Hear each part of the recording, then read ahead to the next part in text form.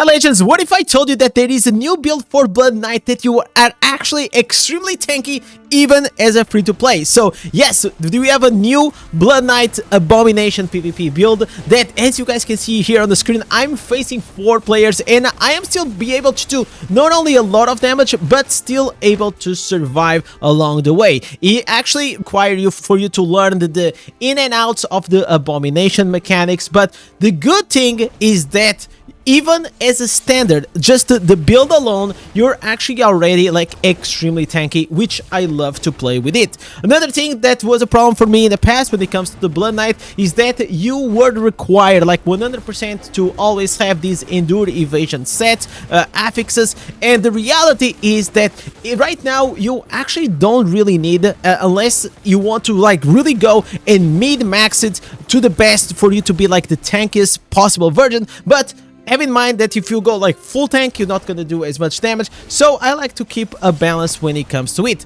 Also, there's gonna be a variation when it comes to the pants, that you can have 2 options. One is gonna send a hand, the hand is gonna hit the target and it's gonna push through you, or you have the other option that you just send a spell. Once he hits the target, is actually gonna explode. Overall, this build, it is actually quite fun to play in terms of like standards when it comes to the Blood Knight. It probably requires you a few games for you to start understanding. One of the things that I also like is that while you are now inside the Abomination, you actually have this wave like I'm showing here, that you are actually immune, and like that you are able to dodge a lot of damage coming to you. And once you leave the Abomination, you actually can go into the sanguinate mode, which actually it is very good for you to move around, but it is very exciting to play. Obviously here I am going full tank, but this whole gameplay, it is actually quite fun. So I play these off stream. I've been playing like off stream because it is like way easier for me to focus off stream than on stream, because I always have the chat on.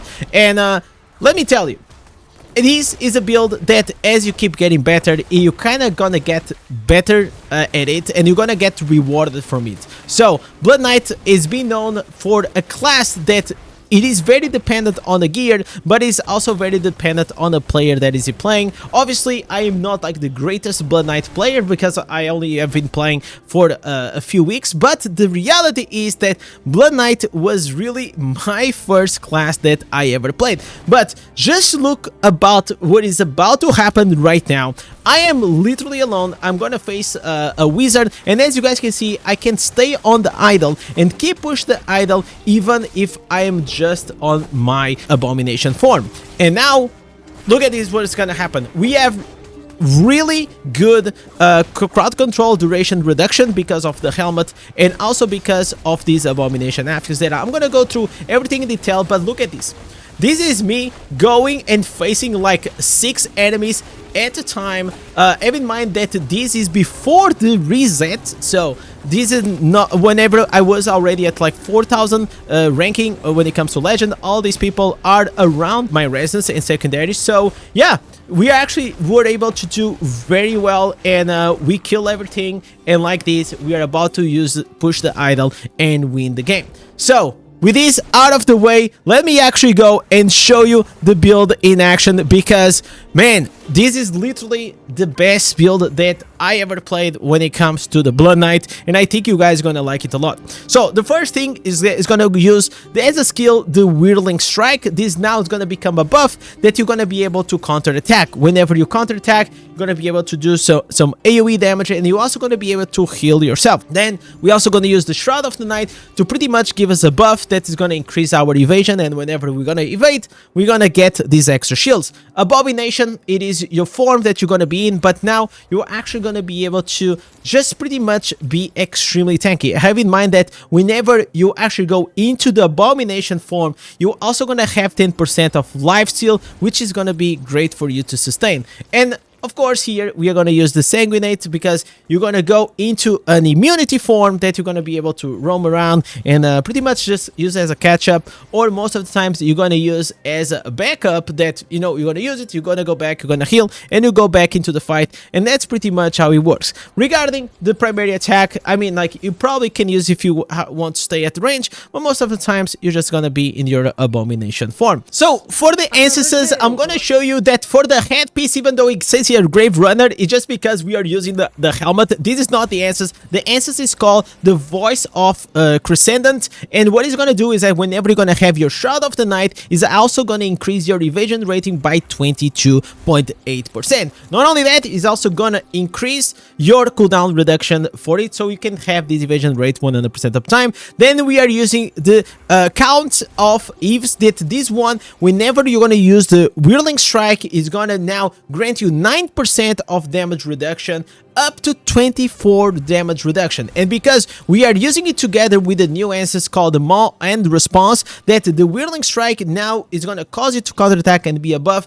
Like this, you're going to be able to have all the time 24% damage reduction, which makes it extremely powerful. The Anchor Agony, this one is going to make that your Abomination is no longer going to consume the anger, and instead is going to keep consuming your life, but in order to do extra damage and also slow the enemy. So like that, you can always be on top of that, but you will also gonna be able to heal yourself as you do damage. So it is a good way to have like the Abomination for a very long time, and literally this Answers is a game changer when it comes to this build.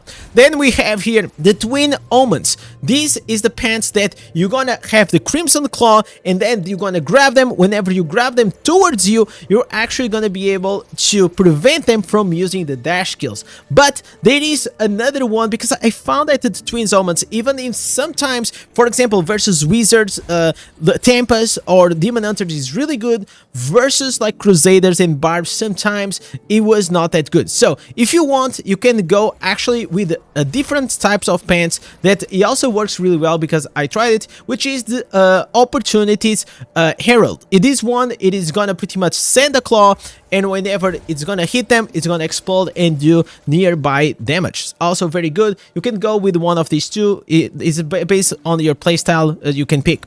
Then we have here the Shade Oblique, that now the Shadow's Edge is gonna increase your critical hit chance, and as I said, a lot of times you wanna be in with a mid range, you get your stacks when it comes to the Shadow Edge, and then you dive into the enemy and you're gonna have a lot of crit. Then we are using here the Fiendish Memento, that whenever you activate the Abomination is gonna increase your damage up to 90%, which is really good, and also your movement speed. So whenever I'm gonna transform, you're gonna see how fast I am. And then we're gonna have, last but not least, the Grim On, that while you are with the Abomination active, the longer you remain near an enemy, the more damage you're gonna be able to deal to them, up to 38%. And this is why your Abomination can actually output a lot of damage and still be extremely tanky. So as you guys gonna see here, once I have like these buffs on me, I'm gonna transform, and you can see how fast I am. Like, to be honest, like I'm looking like just as the beast, because like you have Colossus, you're gonna also have the Paragon, and you're also gonna have the Warband room, and like this you're gonna be able to be really big and fast. Now let's go here into the green set items, that here maybe you can change as you want. So I am using the 4 pieces mountebanks. These 4 pieces mountebank, I feel like they are the staple. Then here's the option. You can go with the 2 pieces V2 Surge like I am, or 4 pieces V2 Surge to get the attack speed bonus, but I'm actually using 2 pieces Gloom's Price, because like that I can, every time that I'm gonna actually dash here with the Abomination, and you're dashing all the time, you're actually gonna be able to have 15% more damage increase, which I personally like more than having the attack speed. So it is totally up to you. You can actually go with both of them. For the Paragon, here you're gonna have 2 choices, but personally I prefer to go here with the Brawler. I feel like this one, it is the one that's working out the best for me. I'm also using the Curse of Weakness, that every time that I'm gonna hit the target is gonna reduce even more the damage.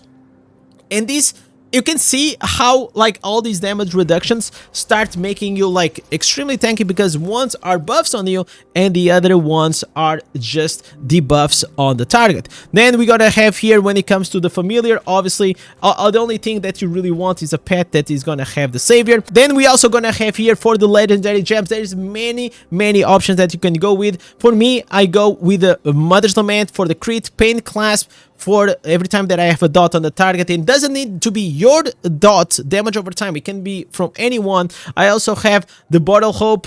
You can also change the Bottle Hope for anything else. You can also change the Bottle Hope, for example, for a Battle Guard or something that will add more damage or more tankiness. Crimson Agility for me, it is a staple when it comes to it.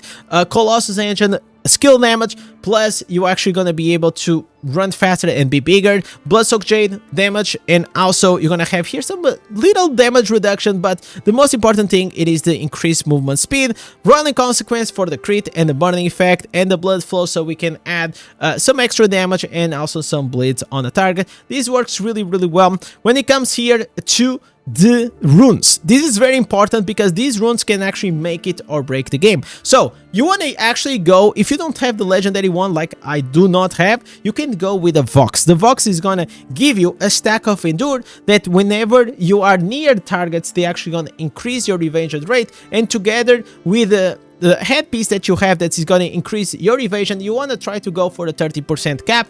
Then every time that you actually gonna evade, you actually gonna get a shield of 5%, which this can be stacked. So all these substats are actually very important for you.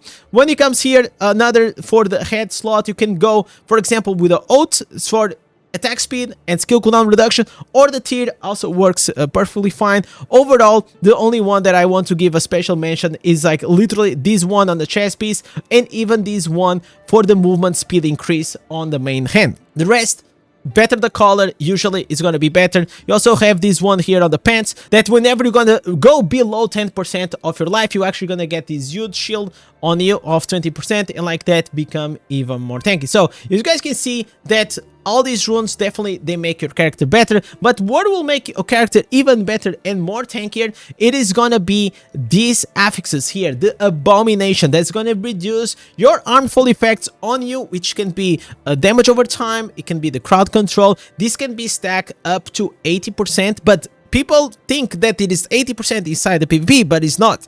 Inside the PvP, you have to nerf it by 66%. So in general, will be an increase around most likely like 20% decrease, which is really good because you have 20% from here, and you're gonna also have 20% from the Grave Runner if you want to go like with the tank build. That's also going to reduce the loss of control duration by 6%, and like that you're going to be very mobile, and you're also going to be able to stay on top of them and be extremely tanky. Another affixes that you also want to try to go for is definitely here the Shroud of the Night. And overall, I want to say something regarding these affixes. These affixes are definitely important to have, but you really have to see if it is actually going to be extremely good for you to put it, or if it is a piece that, you know, it doesn't add anything. Another one that I also want to mention, it is this one, the Restraint, that your knockbacks, which you do whenever you're going to dash into them, also have a chance of stunning the enemy for 2 seconds. This one, it is very powerful. So